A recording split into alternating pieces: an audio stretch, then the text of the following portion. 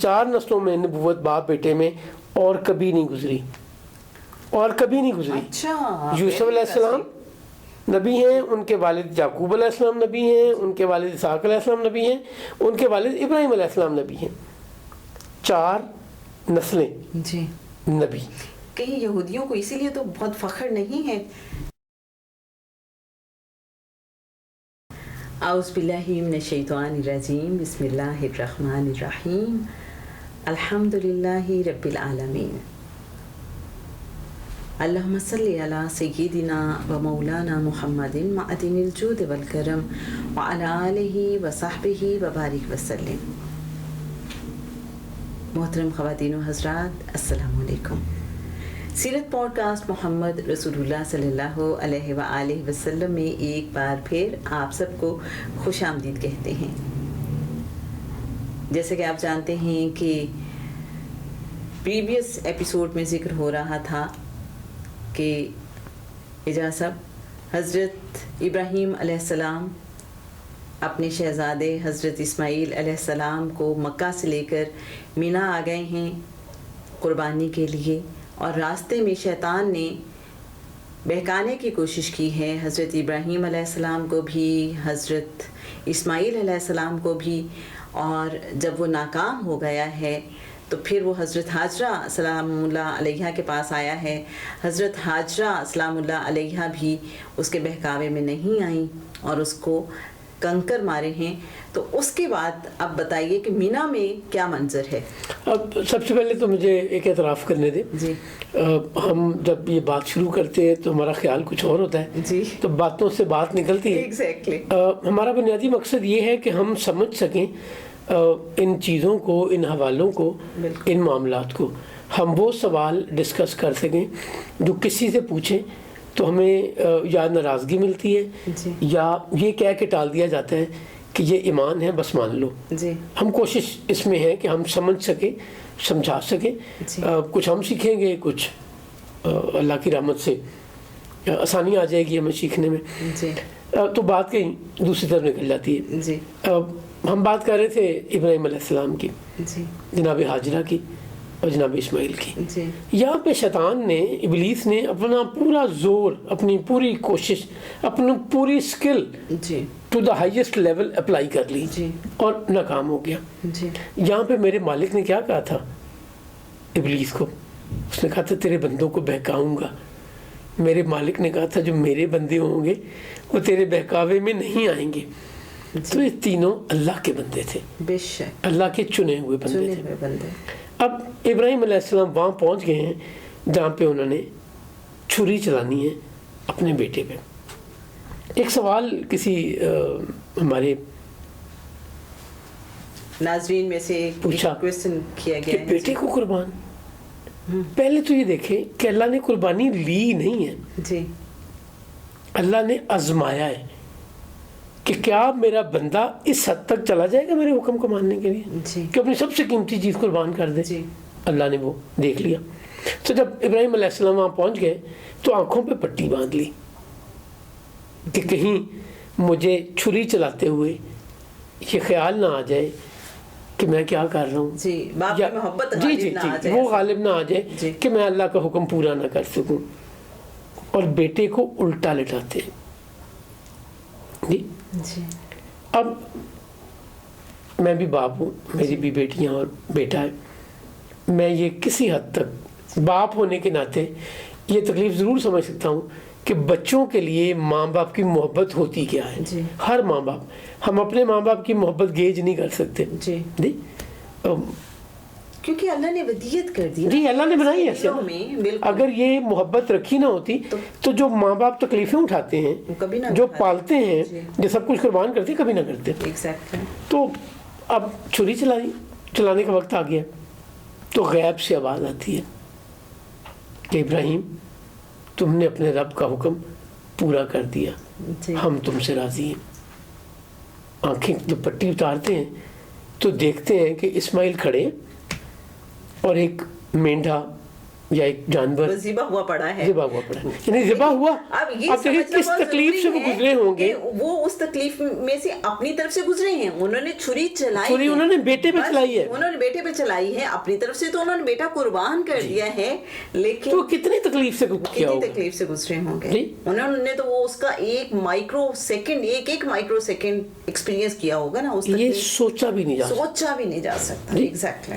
لیکن وہ مالک کو راضی کرنا چاہتے ہیں. اور اللہ کریم کیا فرماتا ہے کہ ابراہیم میں تجھ سے راضی ہو گیا. سبحان اللہ. پھر کیا کہتے ہیں، بے شک یہ بڑی سخت آزمائش تھی، بے شک یہ بہت بڑی آزمائش تھی. پھر کیا فرماتا ہے کہ ہم نے اسماعیل کی قربانی کو ایک فدیہ سے بدل دیا. اب آپ یہ دیکھیں اعجاز صاحب کہ جس قربانی کو رب خود بہت بڑی آزمائش کہتا ہو، وہ کتنی بڑی آزمائش ہو. کیا ہو گیا. اس کے بعد کیا کہتے ہیں، ابراہیم پر اس کے رب کا سلام ہو.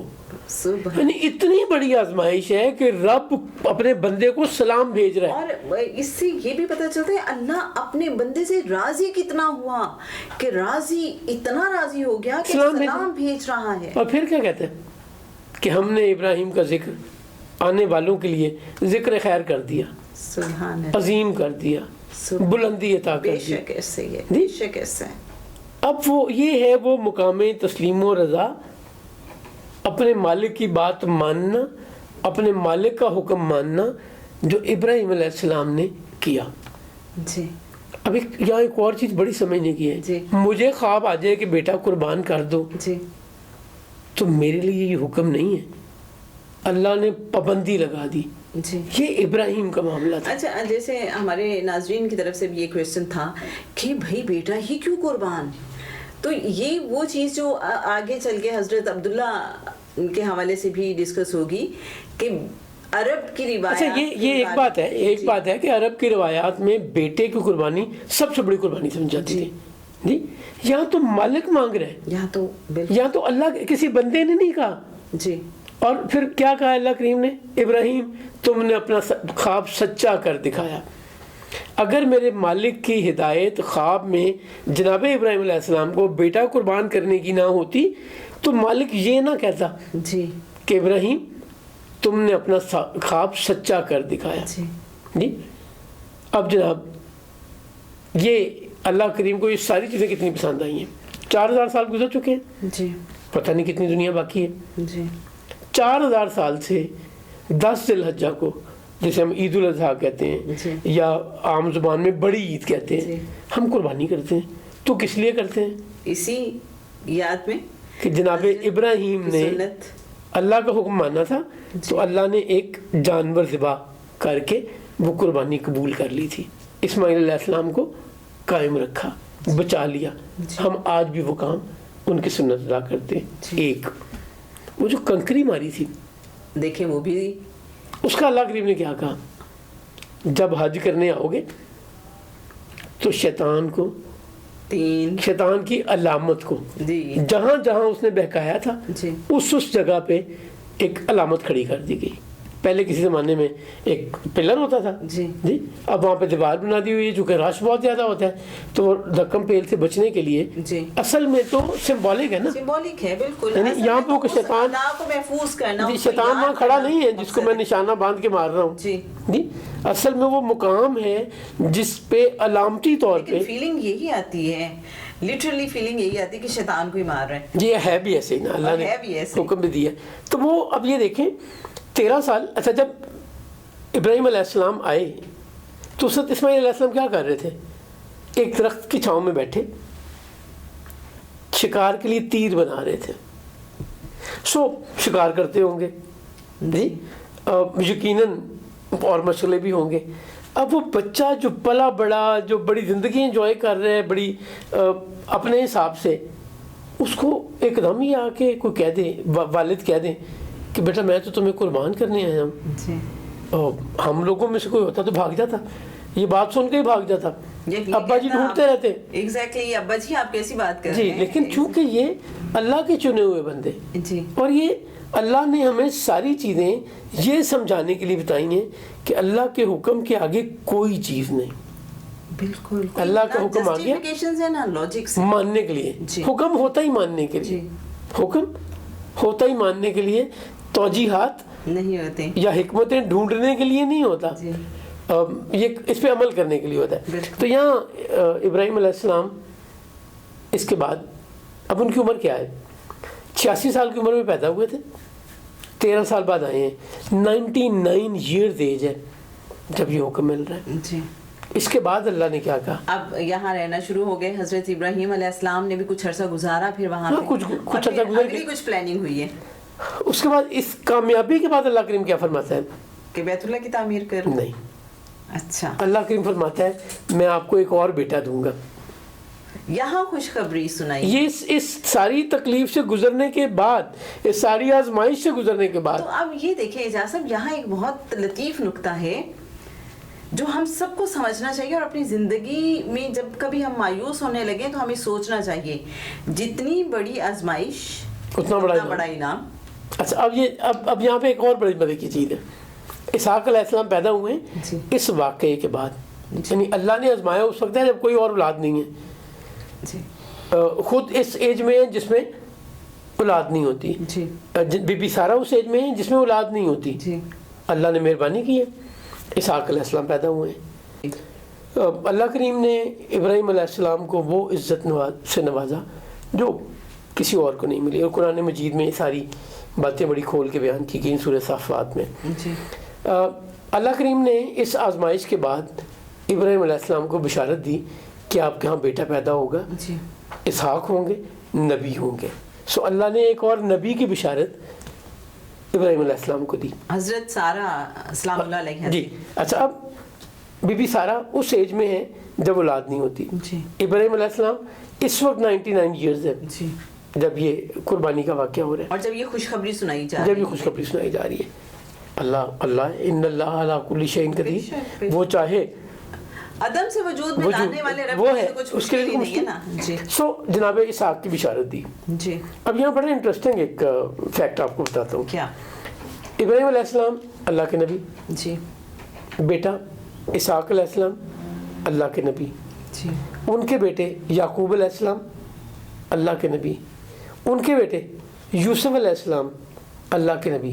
4 نسلیں نبی ہیں. جی. یہ لائنیج 4 نسلوں میں نبوت باپ بیٹے میں اور کبھی نہیں گزری, اور کبھی نہیں گزری. اچھا, یوسف علیہ السلام نبی ہیں, ان کے والد یعقوب علیہ السلام نبی ہیں, ان کے والد اسحاق علیہ السلام نبی ہیں, ان کے والد ابراہیم علیہ السلام نبی ہیں. 4 نسلیں جی. نبی. کہیں یہودیوں کو اسی لیے تو بہت فخر نہیں ہے کہ ہم, اچھا یہ فخر والی بات ہے, یہ میرے لیے, یہ یہودیوں کے لیے فخر کی بات ہے, یہ میرے لیے بھی فخر کی بات ہے. چونکہ میرا دین تو یہ کہتا ہے کہ جب تک میں تمام انبیاء پر ایمان نہیں لاؤں میرا ایمان مکمل نہیں ہو سکتا. میرے لیے جناب اسماعیل علیہ السلام اور جناب اسحاق علیہ السلام میں فرق نہیں ہے. جی. میرے لیے جناب اسماعیل علیہ السلام کی لائنیج اور جناب اسحاق علیہ السلام کی لائنیج فرق نہیں ہے. بالکل. جی. جی. وہ عیسیٰ علیہ السلام پہ آ کے رکتی ہے, جی. اور یہ جناب محمد رسول اللہ صلی اللہ علیہ وسلم پہ آ کے رکتی ہے.